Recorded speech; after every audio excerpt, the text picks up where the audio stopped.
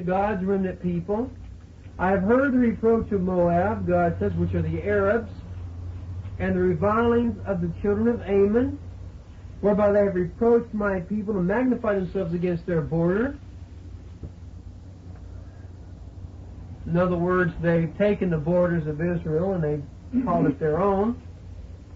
Therefore, if thou livest, said the Lord of hosts, the God of Israel, surely Moab shall be as Sodom, and the children of Gomorrah, Ammon as Gomorrah, even breedings of nettles, and the salt pits of perpetual desolation. Now, we got Zephaniah in this verse.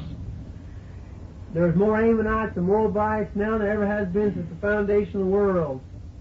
They've never been like Sodom and Gomorrah. They've never been like salt pits. I mean, see, Zephaniah is really shooting off his mouth on a lot of subjects here which has never happened. You see that? And yet people say they believe Zephaniah is a true prophet. Now how would you like to go to a Baptist theological debate and let them knock down Sister White? We can go with the grace of God and just pull the whole carpet up underneath them, huh? We could really give a hand to the atheists now if we wanted the atheists, couldn't we? You see? See how we're supposed to read the Bible to see if these things happen. That's why the book's written. To judge these men. To see if they be of God or no. The residue of my people shall spoil them, and the remnant of my people shall possess them. Has that ever happened yet? No. N-O-0. Never. This shall they have for their pride, because they have reproached and magnified themselves against the people of the Lord of hosts. Who are those people, I wonder? Well, Isaiah 16 says that David goes down into the land of Jordan, right? Land of Moab. We've got to think about this, don't we? Lord will terribly terrible unto them, for he will famish all the gods of the earth, and men shall worship him, every one from his place, in all the isles of the heathen. Ye Ethiopians, also ye shall be slain by my sword. And he will stretch out his hand against the north and destroy Assyria. I thought Assyria was already destroyed. That was Jewish Assyria, wasn't it? Well, we're just talking about in Zephaniah's day. I mean, you knock out 185,000 Assyrians, you pretty well knocked out their army, the effect of their army, because first of all, when that army was knocked out, all the other nations were set free. Weren't they? But we know that his son took the throne, but they were not a mighty nation anymore. Yes, David? Manasseh paid tribute to the king of Assyria. Yes, he did. He was taken captive. He did. And he was taken to Babylon. But again, that title, the scholars in putting that title of Assyria, he was taken where again, David? You already answered your question. He was taken to Babylon. Why was he taken to Babylon for? Babylon had not conquered Assyria yet at that time. Yes, they had. Yes, they had. Assyria fell in 612 BC to Babylon. Yes, that's what the historians tell us, but there's something that I know that y'all don't know yet. Now let's take a look at something. Who took the 10 northern tribes? Assyria. Hold on a second. Who was placed there? Chronicles tells you. Babylonians, Medes, all these people. Okay? Now let's look at another story. To understand this thing about the Assyrians, you have to look at this story. Rome fell when? When did Rome fall? When did Rome fall? Well, its history says 476 AD. Okay, now the historians tell us that it fell when? Fell slowly. Oh, it never has fell, the Bible says. Well, that's true. Okay, now, when we're talking about inspiration, a lesson we need to learn. Mr. White says a mysterious power rose during the time of the Reformation from Europe, right? My Bible tells me that Daniel saw the little hornhead power even the time when the Ancient of Days came and the thrones were cast down. Now, inspiration recently revealed, now I don't mean to throw our understanding of history away, but I'm just saying that we have to understand something more clearly than any scholars ever understood. Daniel, in Daniel chapter 7 says, he saw the little horn-head pile, he beheld it. Till when? The thrones were cast down. Has that happened yet? No. But Zephaniah tells us about this event. See what I'm saying, David? Your scholarly studies are a benefit for the sake of argument to those who want to go by that type of study. Ten-toed kingdom? Huh? Ten-toed kingdom? Exactly. And the ten-toed kingdom represents something else, too, amongst the world. Revelation 13, we have a 10-horn kingdom and a 2-horn kingdom, which unite together, making up a what? Deuteronomy tells us that God divided the tribes of Israel according to the nations according to the tribes of Israel. Right? 12. We're fixing to fulfill an antitype in the last days which all the prophets foretold. Even the prayer of Deborah foretold this prophecy. Even the prayer of Samson's mother. We're going to study this in a minute. Remember when Samson killed the lion? What was found in the lion? Bees. And he ate of this honey. Now, according to Moses' law, you were never to touch the carcass of a dead animal, much less eat honey out of a dead animal. Huh? Well, nobody was, according to the law of Moses. You'd be defiled. And then you needed the sacrifice of the red heifer to purify you. But he not only ate it, even he gave it to his mother and father to eat. Now there's a hidden mystery in that. Because it deals with the Assyrian, it deals with Babylon. Yes. There were certain people delegated to the removal of the dead body. When they also had to purify themselves afterwards with the ashes of the red heifer. Well, it was something that God wanted us to realize that sin causes death, and death is a contamination. But it was symbolic of something for the future. Today we have living dead. You see? We have living dead. Now let's take a look now. Manasseh, here's another thing. This is hard to hash out. Manasseh was more wicked than any of his fathers. Wasn't it? Yes. Now let's take a look at this. Though Isaiah says there shall, out of the servant's root shall come forth the cockatrice. Who's the cockatrice supposed to be? Hezekiah. And his food would be a what? Okay, so Manasseh was supposed to be more notorious against the Philistines, according to the prophecy, than Hezekiah was. But did Hezekiah go out and destroy a bunch of Philistines? He destroyed who? The Assyrians. So if that's the case, then did Manasseh become more notorious against the Assyrians than before?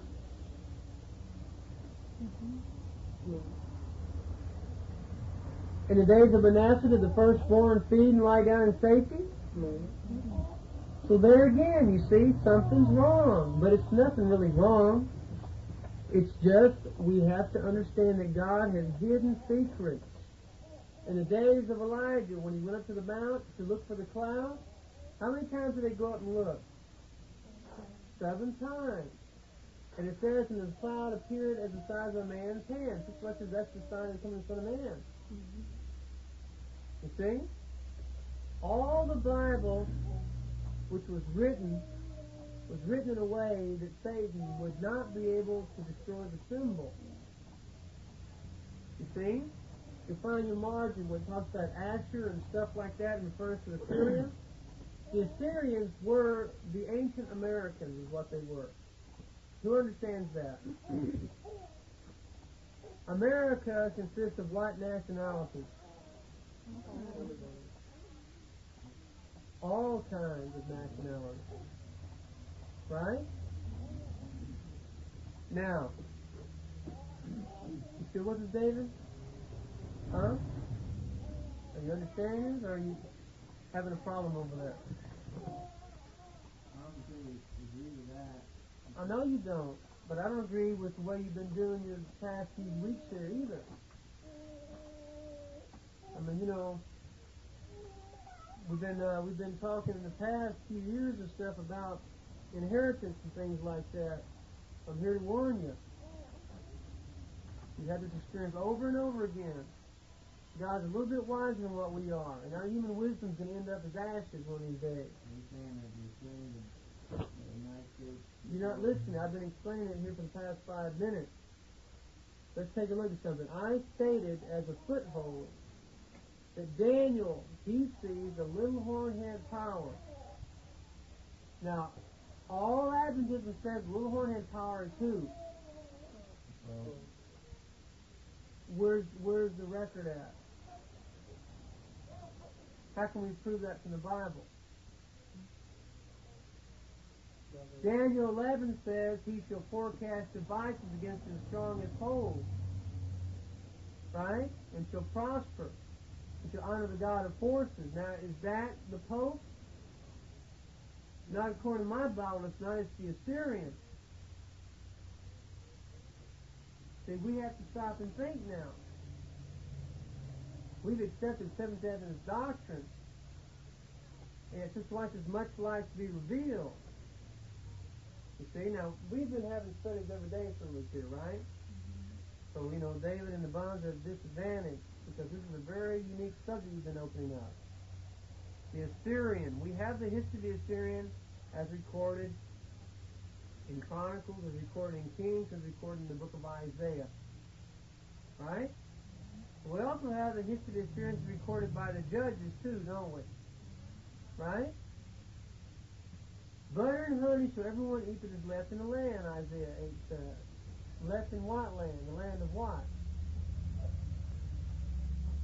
Land of Israel. Okay? Micah is definitely a book about prophecy, isn't it? Let's stop this here. Micah is a book about prophecy in regards to who? The what? The Assyrians. Micah 7 tells us the story that he desired the first ripe fruit. And yet Micah 7 is a story about what? Whose character can you see in the book of Micah? Brought to view.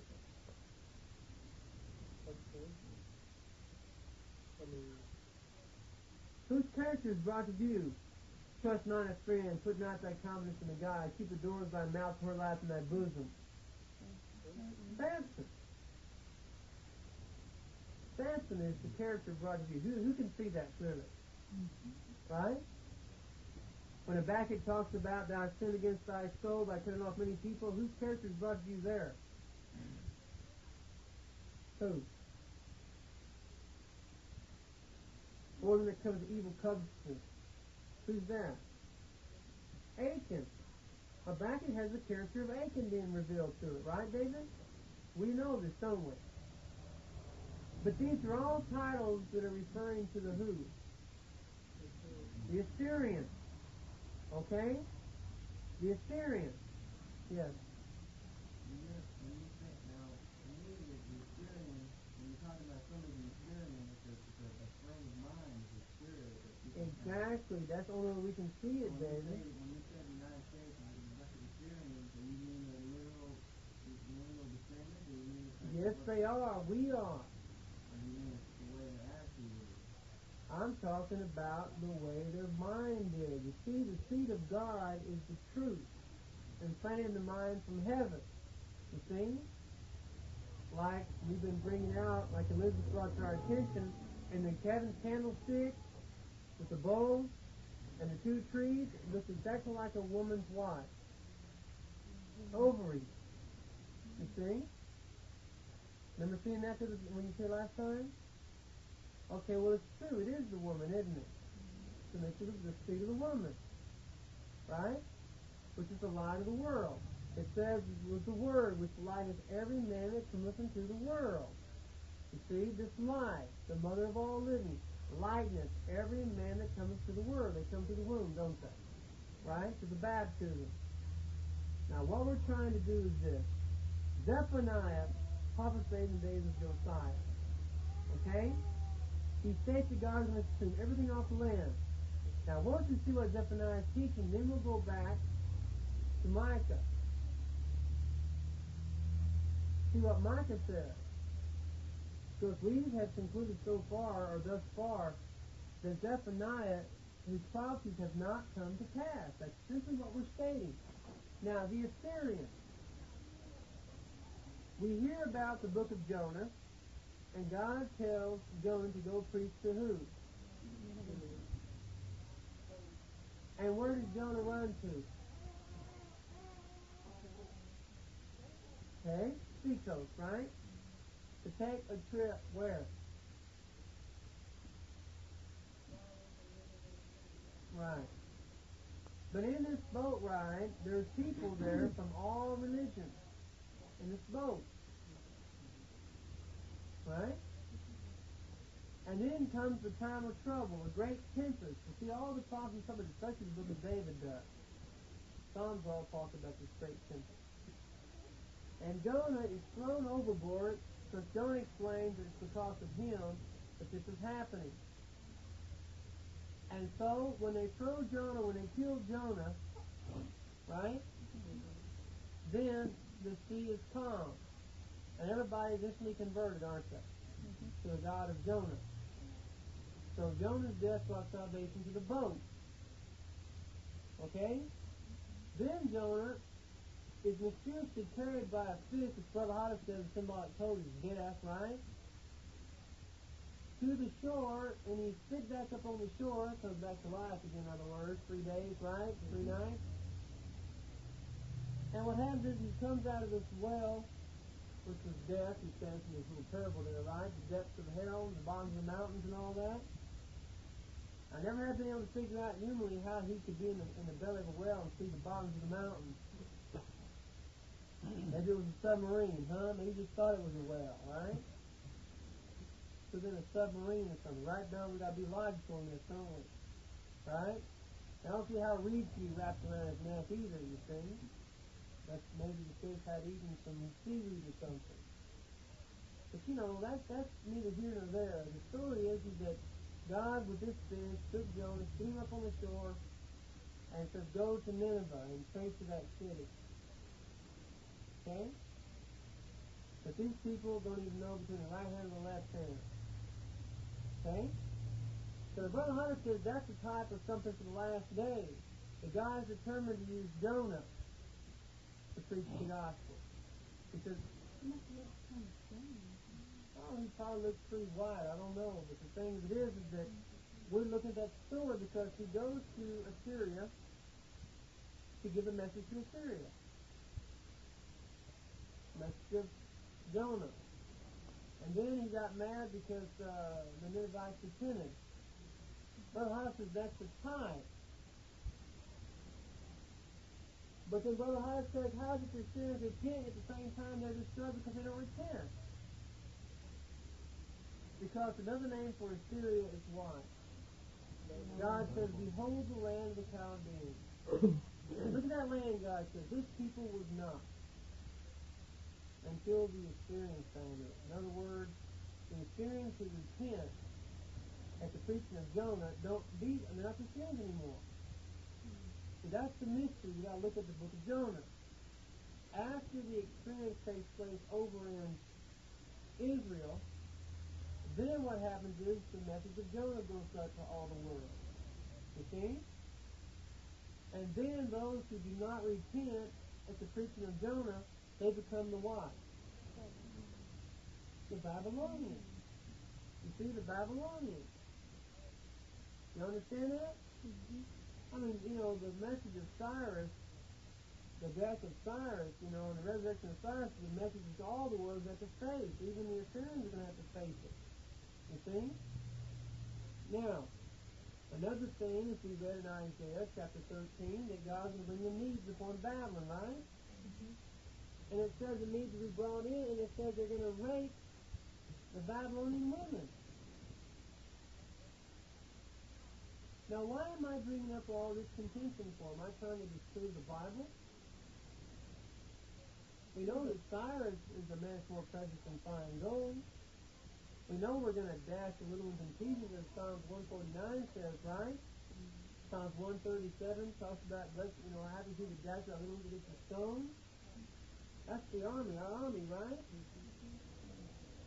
But now, Martha, you want to go out and rape Babylonian women?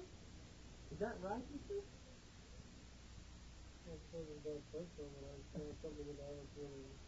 Well, I can't, but it's right there in the Bible, isn't it? Do you know what I'm talking about, David? Right? If you like to go to war, David, and be told of God to rape the women, I can't see that. You know what I'm talking about, Terry? In the scripture you read it, right? Now that is a real stumbler, isn't it? You see? Well, maybe it means what it's saying.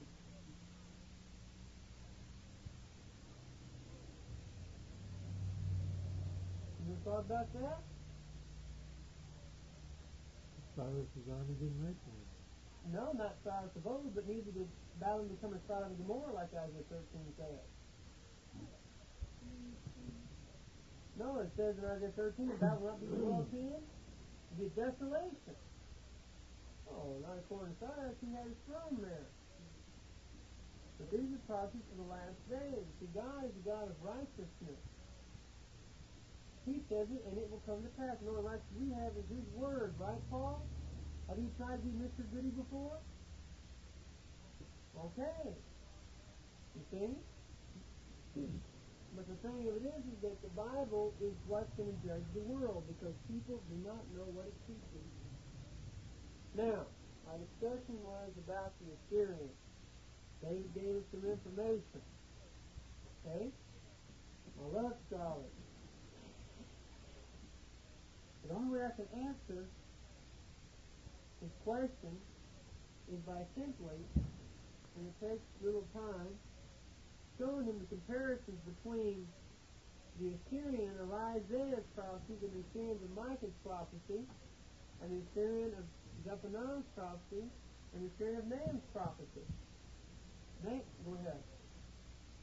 Didn't the people in those days, didn't they, that the prophets obviously are not doing them any good anymore. They're all dead and gone. Right. Therefore are they now. But at the time the prophets were prophesying in their day, didn't God originally intend the prophets to be for them so that they would listen to what the prophets were saying and try to turn their lives around? No, that's the mystery. No, because God knew they wouldn't. God had already given them the warnings and messages. And many things the prophets said they never wrote down. The books that the prophets wrote were for future. You see? Jeremiah didn't write everything down that he said. Neither John the Baptist write anything down. But God chose other prophets to write down what these prophets wrote. See, it's the paradox of the ages.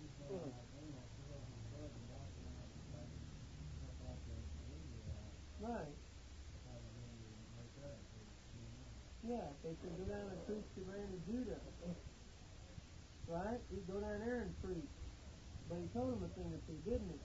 But Amos come up with 3 transgressions and for 4, I'll not turn away prince thereof. Well, what does that mean? Mm-hmm. Yes, that did happen. It did happen. But was it for the 3 transgressions and for 4? Did the Lord voice not his voice in Jerusalem and have to take the service mourn? Never happened, did it? In the light of Joel says the same thing, but it didn't happen, did it? The mighty ones didn't come down, did they?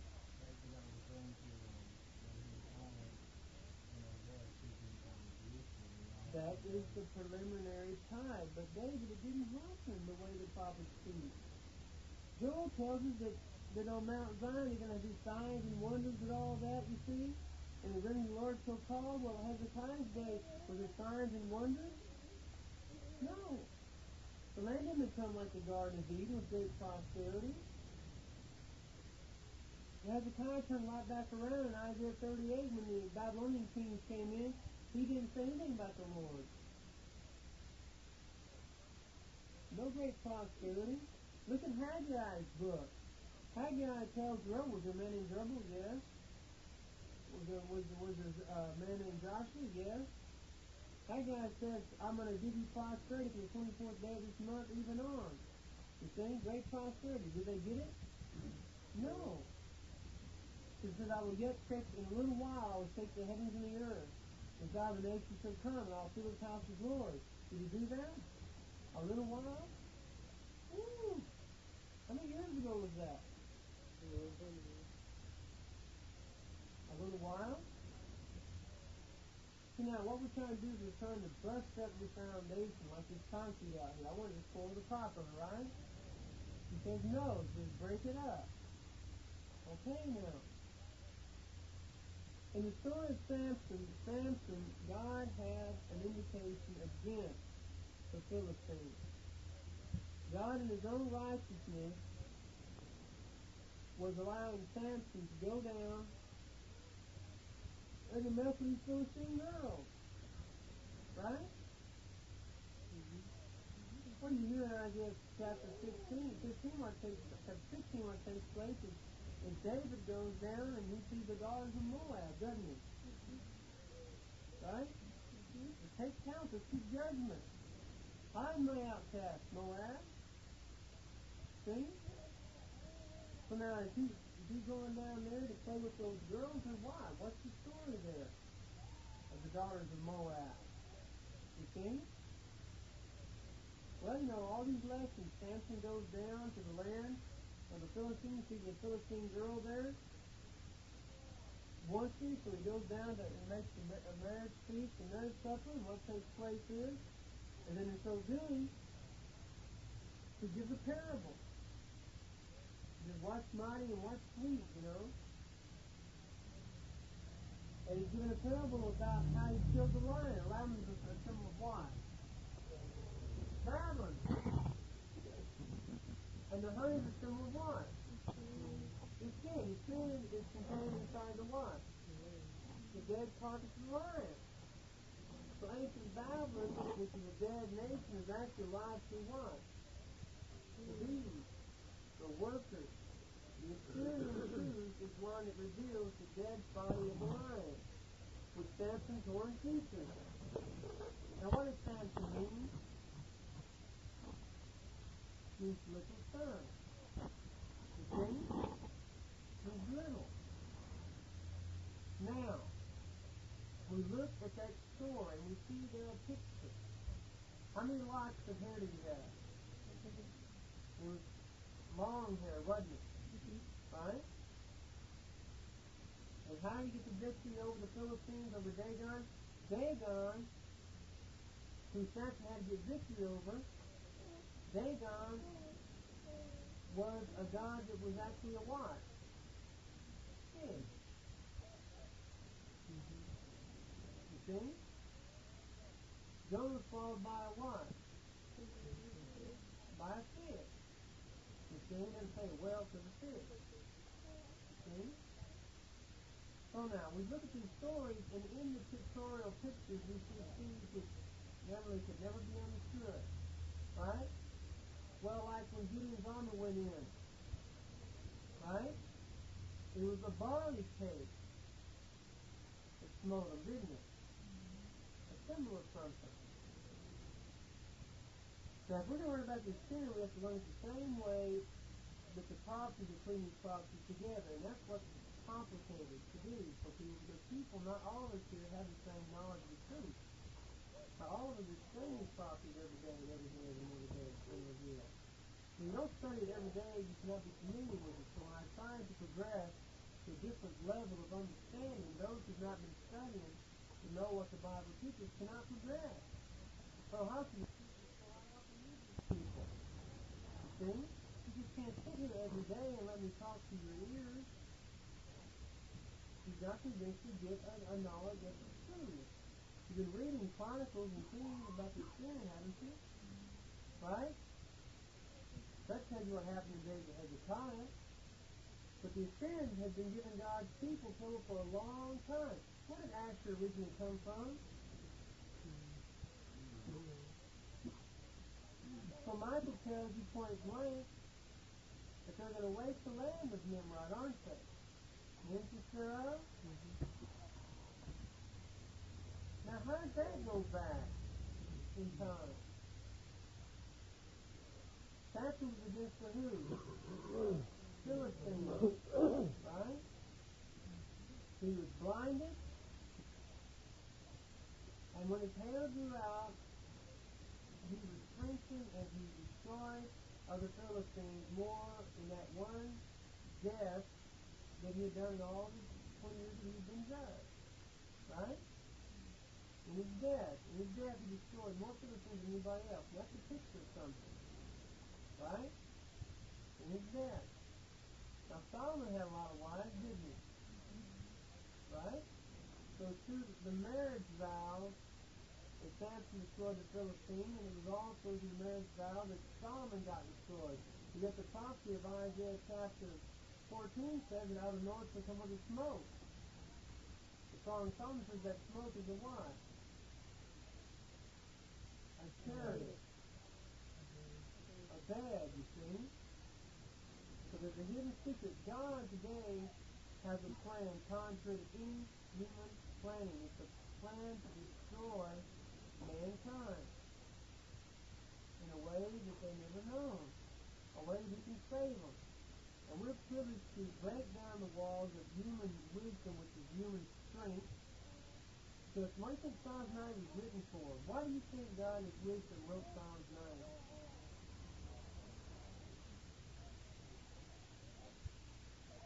Why? Who knows what Psalms 90 teaches? Human situation. Well, he foresaw that we would have those amongst us who were blessed with human wisdom. And Paul in his day says his human wisdom was dumb. A whole lot easier to see the wisdom of a carcass of a lion with honey in it and to see the seed of his seeing in regards to Samson, which is Micah 7, right? Than it is to sit there and learn all the theological ins and outs of the subject. Because the theology, we have to know both sides of it. That's why that we have to learn both sides of it. Now, how does Assyria fall? By Samson.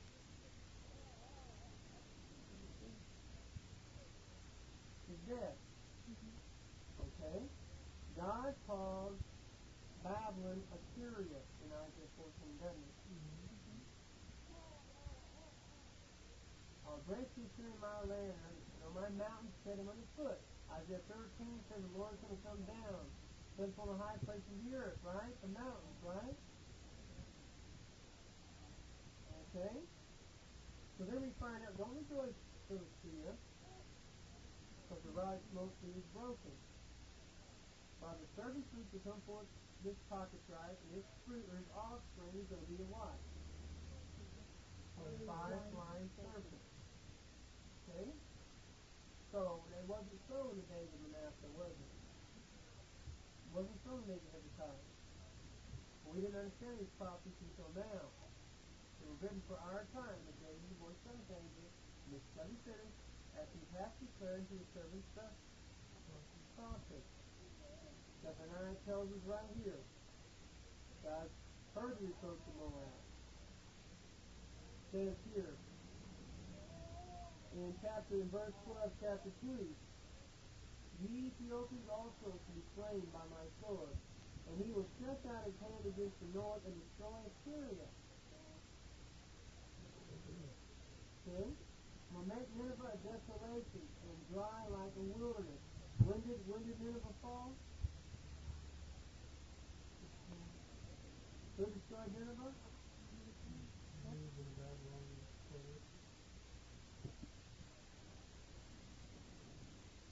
And flocks shall lie down in the midst of her. All the beasts of the nations, both the cormorant and the bittern, shall rise in the upper lilies of it. Their voice shall sing in the windows. Desolation shall be in the threshold, for each of them covered to see their work. The same as what Micah's saying, isn't it? Right? This is a rejoicing city that dwelt carelessly, that said in her heart, I am, and there is none yet beside me. Now is she become a desolation, a place for beasts to lie down in. Everyone that passes by her shall hiss and wag his head. Why hiss? You know, look, this sounds exactly like Babylon, doesn't it? Doesn't it? Mm-hmm. So the Babylonians destroyed the Babylonians? That's a mystery.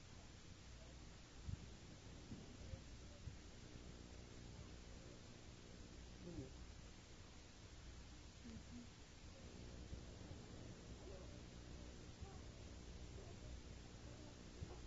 In the last days, the nations of the earth take titles, don't they? Chapter 3, woe unto her that is filthy and polluted. Who's the one that is woe unto? The oppressed city still obeys not the what? The voice of chapter 1 says, the great day of the Lord is near. It is near and haste is greater, even the voice of the day of the Lord. That's the voice you wouldn't listen to, isn't it? Because she receives not correction. She trusted not in the Lord. She drew not near to her God. In other words, this Assyria has a God.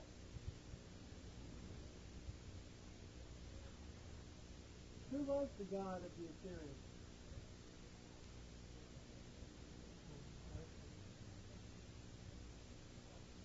Was God that telling the Seer that she draw nigh to her God?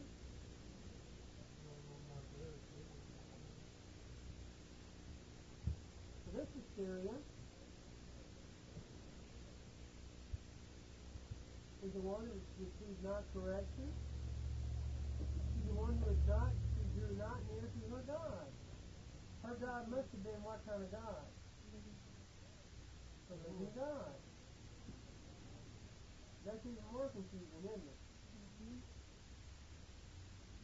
So what kind of Assyria is this in chapter 3? Huh? God's people, isn't it? Now yesterday when we studied this last night, we said, now look, Jesus was the Assyrian, wasn't he? Mm-hmm. The Jewish leaders were the Assyrians. And the Romans were the Assyrians. Right? Everybody was ruling somebody with some kind of rod, weren't they? Mm-hmm. The Assyrians wanted people to believe like they believed, didn't they? Mm-hmm. Huh?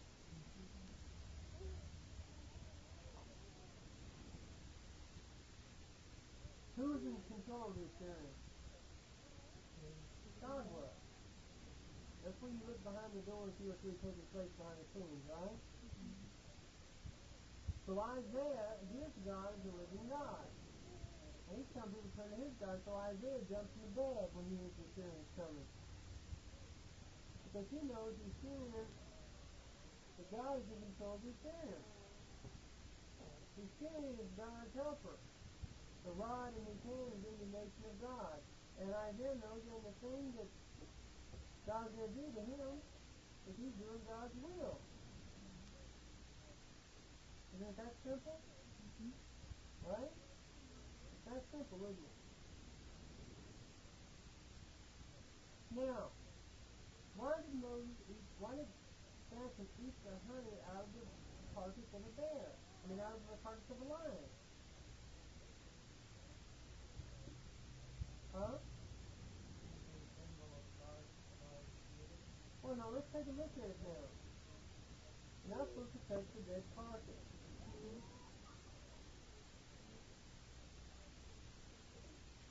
Be defiled.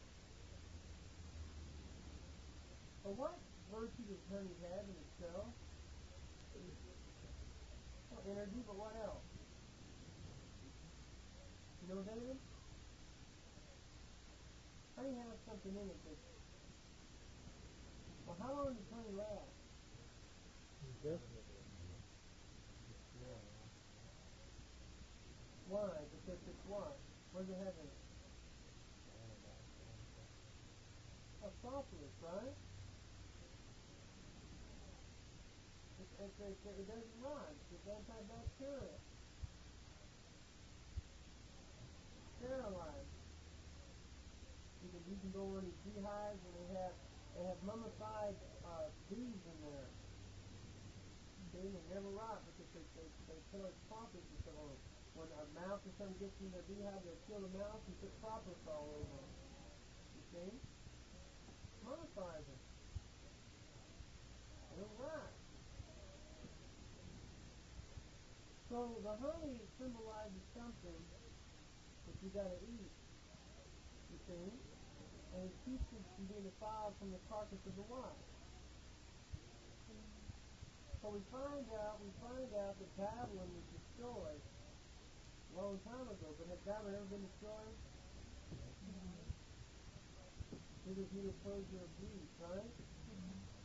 Because it says in Daniel's prophecies that this other beast ate them up and devoured them. So at the fourth beast, Rome became actually Babylon, Persia, Greece, and Rome. And Rome is another form of Babylon with eyes. Didn't Nebuchadnezzar claim to have eyes?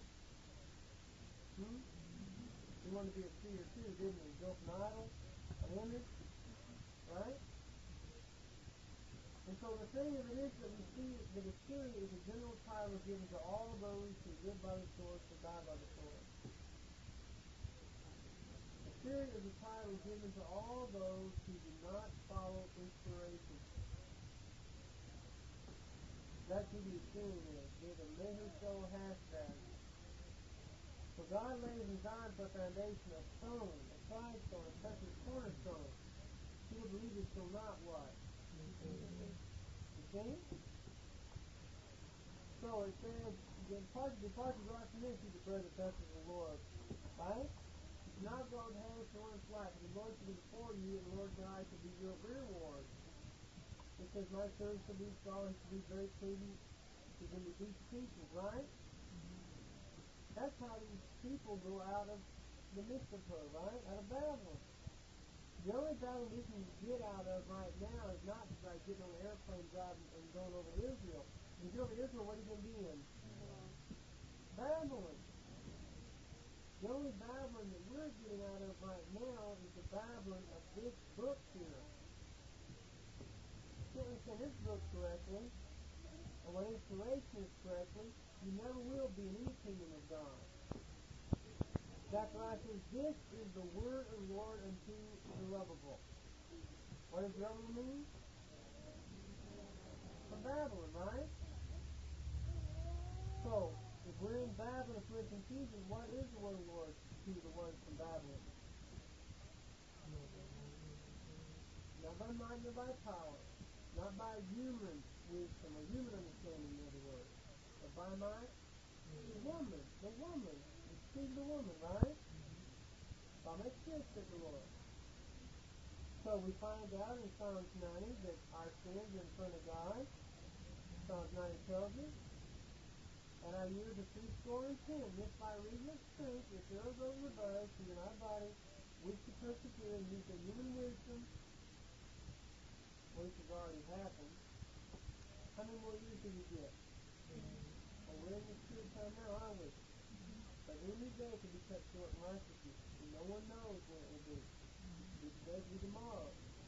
See? It will be next week.